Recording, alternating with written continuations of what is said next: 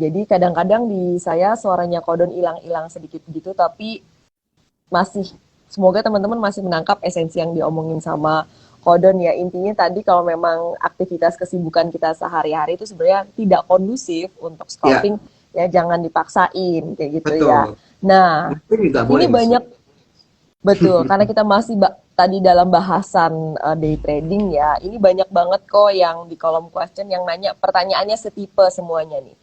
Intinya screening saham untuk day trading. Kayaknya emang pada sukanya day trading nih kok. Mungkin bisa dibagiin ilmunya cara Kodoni screening saham setiap hari.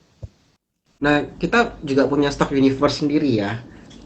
Tadi yang aku bilang bahwa teman-teman yang retail itu ya pemula bisa melalui dari indeks dulu ke sektornya, setelah itu kan ke sahamnya, ya. Lalu kan kombinasi sama news. Nah, kalau day trading itu mostly itu dipengaruhi oleh news, sentimen, karena dia cepat.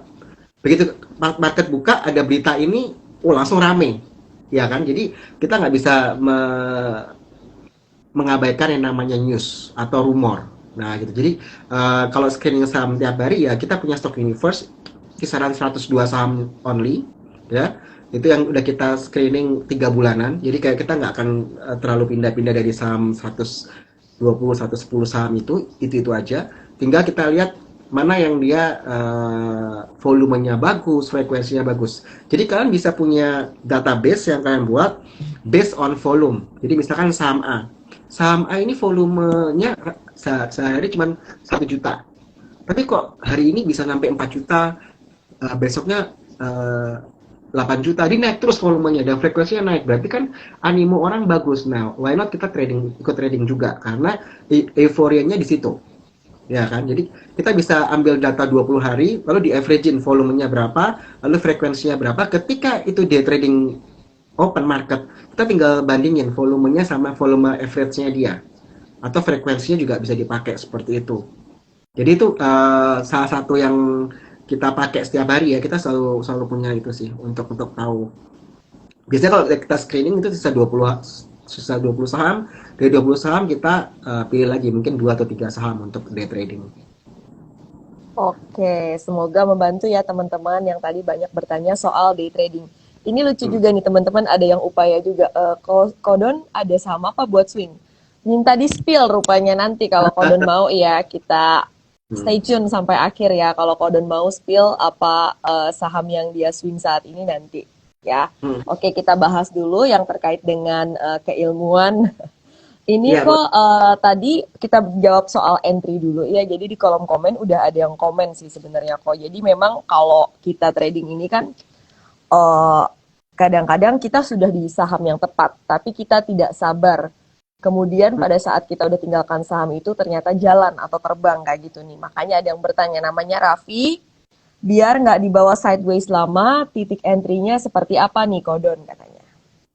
kalau biar nggak dibawa sideways lama, sebenarnya sideways itu ada positif, ada negatifnya. Kalau saham sidewaysnya lempeng lurus gini, ya jangan beli. Kecuali kamu tahu bahwa, oh ini lagi biasanya ya tanda kutip market maker itu ngumpulin sahamnya ketika saham itu sideways karena nggak ada yang lirik. Diam-diam pelan-pelan dibeli dibeli sehingga nggak ada pergerakan begini. Tapi begini, itu kalau kalian mau beli saham-saham yang lagi tidur, dalam artian geraknya gitu-gitu aja membosankan. Kalau saya misalnya ngomong saham A gitu ya, aduh kok itu lambat, gimana cuannya, ya udah berarti kamu nggak cocok untuk beli saham-saham yang lagi sideways. Tapi ada juga kalau sideways itu bagus, ini lurus, jadi dia datar, jadi benar-benar sideways yang ada wave-nya. Nah, itu kita bisa pilih ketika dia di bawah, masuk, atas, jual. Tapi polanya sideways, bukan begini, bukan uptrend, bukan downtrend, ya. Itu untuk yang sideways. Tapi kalau misalkan kalau teman-teman saya nggak mau yang sideways, oh ya jangan dipilih. Kalau sideways-nya tuh kalian nggak tahu flow-nya, wave-nya kalian nggak bisa tahu, gitu. Yang benar-benar sempit sekali wave-nya. Kalau wave-nya agak lebar bisa untuk di swing. Tapi kalau kalian nggak suka, jangan pilih yang satu ya. Jadi saya bilang kan, kalau sideways itu stay away. Kalau bearish kita hit and run, scalping. Kalau bullish kita buy and hold. Jadi tiga tiga rumus simpel sih. Nah, 3 rumus simpel yang bisa jadi pegangan ya. Berarti lihat aja chartnya ya, teman-teman coba baca gimana tuh kira-kira psikologi pelaku pasar di balik chart yang ada itu. Baik, Ya, ini ada yang bertanya cara menentukan support dan resist dong untuk swing. Nah, kalau Kodon sendiri trend following atau gimana nih kok? Boleh dibagiin nggak ilmunya? kita kombinasi semua ya. Jadi gini, Mm-mm. kalau dibilang suka trend following atau buy on weakness gitu ya, tergantung sahamnya dan sentimen. Gitu. Kalau kita ngomong bahwa misalkan kayak saham, di contoh saham nggak enak ya, tentang dikira pom-pom. Gak apa-apa lah, mereka emang pengen. Tapi kita disclaimer on ya teman-teman, maksudnya setiap keputusan yang diambil di market ini adalah tanggung jawab kita sendiri ya, jadi kita Ya. sendiri Kalau ya. misalnya support and Jangan blaming ya. swing ya. Nah, swingnya ini kan bisa yang Lanjut Kak. lagi apa downtrend, ya kan? Downtrend yang mungkin akan reversal seperti itu. Jadi kamu mesti lihat bahwa kalau saham ini di swing tapi lagi di dalam posisi downtrend, kan ada orang yang suka buy on weakness ya. Nah itu kan mesti lihat bahwa volumenya nambah nggak? Ada peningkatan volume nggak? Kalau dia cuma sehari naik, itu aku nggak mau masuk. Kalau saham-saham yang buy on weakness, itu aku lebih sabar. Makanya kita terkenal, kalau nawar sadis nih orang itu. Kenapa kita sadis? Karena kita nggak tahu bottomnya market itu saham itu sampai di berapa. Jadi mending aku mungkin saham udah naik sehari 2 hari, baru aku masuk. Nggak apa-apa. Karena aku nggak siap kalau saham itu turun terus kita beli beli naik sehari, besoknya turun lebih dalam gitu. Lalu kalau yang saham yang lagi uptrend untuk di swing, nah itu biasanya aku melihat ini polanya volumenya masih baguskah, frekuensinya masih baguskah untuk aku masuk sekarang walaupun dia sudah naiknya beberapa hari, atau jangan sampai baru tembus resisten baru sehari langsung kita masuk. Nah itu kan masih terlalu dini. Jadi better terlambat itu nggak apa-apa ya.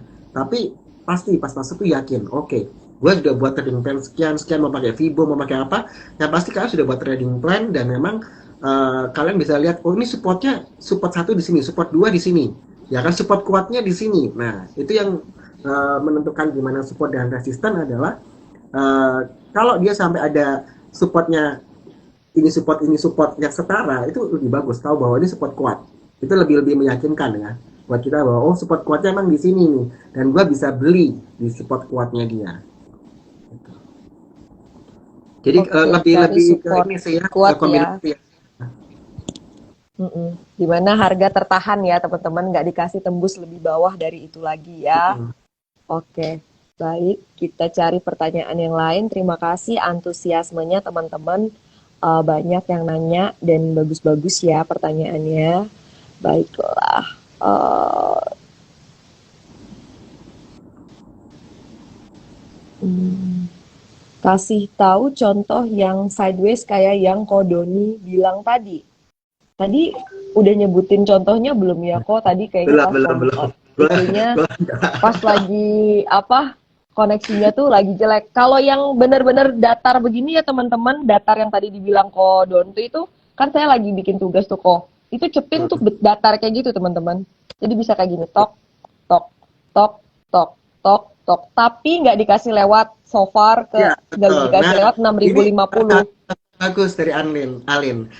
Cepin tuh jelas banget sideways tapi ada gap, bukan ada gapnya, ada range-nya ya.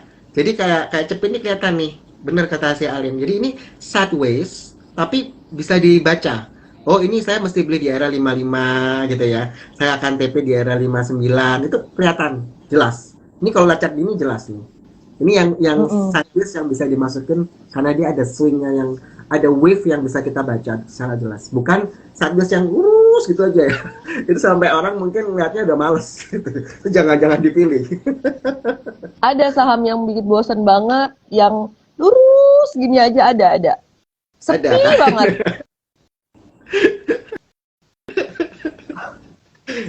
Itu nggak Itu enak. rentangnya tipis banget, bosen pasti. Nah itu kita nggak akan mau beli kalau kalau trading ya. Biasanya, waduh, ngapain buang-buang waktu nungguin gitu ya. saham lain berkeliaran. Kan gemes Iya ya. betul. Kayaknya kayak apa kita kita ngendon duit kita di satu saham yang gitu. Oke, saya cariin lagi pertanyaannya. Banyak banget pertanyaannya nih. Baik, baik, baik, baik. Sebentar ya, teman-teman. Bandarmologi singgung tipis-tipis boleh nggak nih, kok? Boleh, tapi itu bukan keahlianku. Jadi gini, Oke, cara bandar udah puas akum dan akhirnya baru dinaikin gimana ya? Maksudnya udah apa? penuh, jadi Hmm, apa ya, udah penuh muatan apa belum? Kadang-kadang kan ada saham yang kayaknya menarik nih. Cuma apa, kayak nggak ya, dikasih jalan aja kan dulu gitu. Belum kita penuh muatan bandar. ya bandarnya udah simulasi gitu ya. Kita bisa lihat, Mm-mm. misalkan ini ada penjualan ya, ada penjualan tapi kok harga sahamnya naik. Nah itu artinya lagi distribusi dari bandarnya itu sendiri. Jadi kalau misalkan eh, harga saham naik nih ya, tapi volumenya makin yang jual tuh makin bertambah, tapi harga tetap naik. Nah, ini berarti ada dia lagi jualan sebenarnya untuk exit dari market. Itu kita bisa lihat sih. Cuma kalau bandarmologi itu aku jujur aku Nah, itu salah satu tandanya tuh biar nggak kena guyur atau nampungin barang bandar ya. iya gitu. Oke, kadang-kadang kita udah tahu nih sahamnya nih, iya ada akum gitu. Cuma kan memang ya harus sabar lagi kali ya. Kita nggak pernah tahu timing market itu Iya, kayak susah. kayak Tapi apa kayak gitu. akhirnya baru baru dinaikin. Kalau baru dinaikin ya nggak masalah. Berarti dia baru mau jualan dong. Nah, Mm-mm, betul.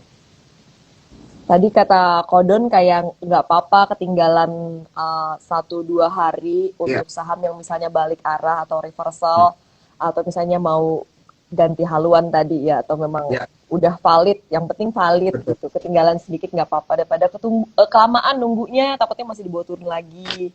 Ya. Oke, ini kok ada yang nanya Anton Septiawan, waktu yang tepat untuk TP ketika swing bagaimana? Biar tidak menyesal sudah di TP bisa naik lagi. Ulala, Pak Anton cuan, Oh, tapi oke. ternyata masih Hmm. kurang nih katanya nih. Gimana nih Bisa kok? nih, kamu biasanya kalau dia trading 5-7% TP. Tapi kalau swing mungkin kamu 9 sampai 15% baru kamu TP misalkan gitu ya. Udah ke TP naik besoknya ada koreksi sedikit terus naik lagi. Nyesel kan? Nah, sebenarnya pertanyaannya gini, kalau kamu merasa bahwa di sektornya dia itu masih bagus, ya, kamu bisa cuman TP-nya cuma 50%. Ya kan? Amanin modal dulu. Jadi kamu kayak aku mau TP tapi masih ragu-ragu. Artinya kamu tuh nggak sedisiplin bahwa kalau sudah trading plannya kesentuh harus jual. Sebenarnya kan harus begitu. Tanpa kita, toh kalau masih naik lagi kita bisa masuk lagi dong. Tapi dengan modal yang lebih kecil. Misalkan kamu masuk 100 juta, cuan 20 juta. Nah udah, kalau gitu yang penting tuh aku satu prinsipnya amanin modal dulu. Oke, gue cuma masuk 20 juta doang. Dari cuan gue tadi. Di harga yang sudah lebih tinggi. Nggak masalah dong. Karena sebenarnya kita nggak rugi apa-apa gitu. Atau lu masuk untungnya 20 juta, lu masuk cuma 10 juta doang, nggak masalah. Masuk lagi.